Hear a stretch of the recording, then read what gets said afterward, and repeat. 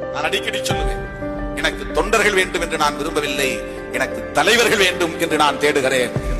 உங்கள் ஒவ்வொருவரையும் தலைவர்களாக்க வேண்டும், அதுதான் என் நோக்கம். நாளைக்கே ஒரு பேனரை உருவாக்கி விடலாம், அந்த அமைப்புக்கு நான் தான் தலைவர் என்று அறிவிக்கலாம். அது ஒன்றும் பெரிய காரியம் இல்லை. ஆனால் அவர்கள் எல்லாம் தலைவர்கள் அல்ல. தலைமை பண்புள்ளவர்கள் தான் தலைவர்கள். மக்களை நேசிக்கிறவர்கள், மக்களுடைய பிரச்சனைகளுக்கு முதன்மைத்துவம் கொடுக்கிறவர்கள், ஒரு கொள்கை கோட்பாட்டை உள்வாங்கிக் கொண்டவர்கள், அதற்காக தம் வாழ்வை அர்ப்பணித்துக் கொண்டவர்கள், அதற்காக தன்னுடைய உறக்கத்தை இழப்பவர்கள், தன்னுடைய சக்தியை செலவு செய்யக்கூடியவர்கள், அவர்கள் தான் தலைவர்கள்.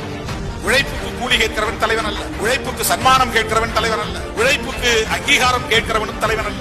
எந்த சன்மானத்தையும் எதிர்பார்க்காமல் தனக்கு ஒரு நாளைக்கு 6 மணி நேரம் தூங்க வேண்டும் என்று சொன்னால் 2 மணி நேரமாவது மக்களுக்கு செலவழித்து விட்டு 4 மணி நேரம் தூங்கினால் போதும் என்று தன் உறக்கத்திற்கான நேரத்தை மக்களுக்காக செலவிடுகிறவன் தான் தலைவன். புரிஞ்சுக்காங்க தோழர் குழந்தையரசன்.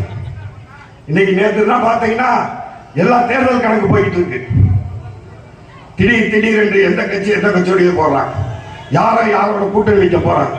இந்த கணக்குகள் ஓடிக்கொண்டிருக்கும் பொழுது தேர்தலில் சீட்டு கணக்கை திராவிட கட்சி அதிமுகவும் திமுகவும் தேமுதிகவும் பாமகவும் திட்டமிட்டுக் கொண்டிருக்கும் பொழுது மக்களை அம்பேத்கர் பிறந்த நாள் நிகழ்வில் கொள்கை ரீதியாக சித்தாந்த ரீதியாக உங்களை வழிநடத்துகிற ஒரு அறிவாயுதத்தை திட்டமிடுகிற தலைவர் என்றால் குழந்தையரசன்.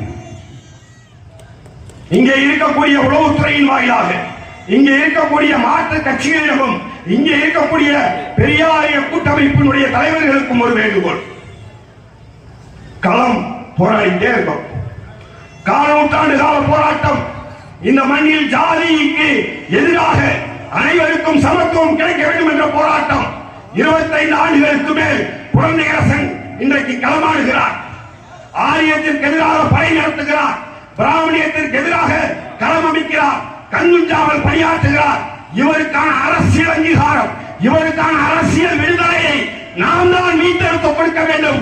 தமிழகத்தினுடைய தலைமை செயலகத்தில் இந்த முறை திருமலைமதுரை தொகுதியில் குழந்தையரசன் அனைத்து கட்சிகளுடைய ஆதரவற்ற வேட்பாளராக, சிங்கிய தமிழனாக, திராவிட தமிழனாக, ஆரிய எதிர்ப்பாளனாக, திருமலைமதுரையில் ஈட்டிக்கு மறுபாகட்டும் கூட்டமாக வேட்பாளராக களத்திலே நிறுத்துவதற்கு அனைத்து முக்கிய தலைவர்களும் எந்த களமோ எந்த திசையோ குழந்தையரசனுக்கு வாங்கி தாருங்கள்.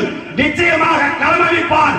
விடுதலை குரல் தமிழகத்துடைய தலைமை செயலகத்தில் பார்ப்பனியத்திற்கு எதிராக, ஆரியத்திற்கு எதிராக களம் காண வேண்டும், முழங்க வேண்டும் என்று சொன்னால், பெரியாரிய கூட்டமைப்பினுடைய உயிரோட்டம் இருக்க வேண்டும் என்று சொன்னால், குழந்தையரசன் இந்த முறை சட்டமன்ற உறுப்பினராக ஆக்கப்பட வேண்டும் என்ற சிந்தனையோடு இந்த களத்தில் திட்டமிடுவோம், தீர்வு காண்போம் என்று கூறி வாய்ப்பிற்கு நன்றி கூறி விடைபெறுகிறேன். நன்றி, வணக்கம்.